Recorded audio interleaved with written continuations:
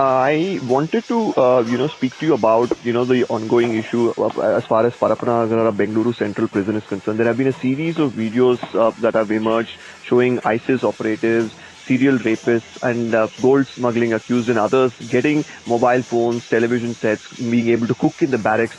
You, of course, have a wealth of experience in dealing with, prisoners and how to deal with things inside prison. What do you make, firstly, of such things repeatedly happening at the Bengaluru prison? No, I think if it is on camera, then where is the need for inquiry? These are open and shut. All thing is we need to now fix accountability. If the camera evidence exists, then you inquire on fixing. But the question is, it's not done. Any corruption in prison is not in isolation. It is in cohort. It is in collision. It's in collaboration.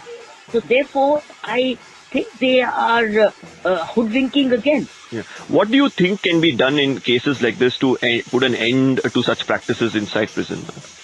Well, straight away, such people need to go. They need to lose their jobs.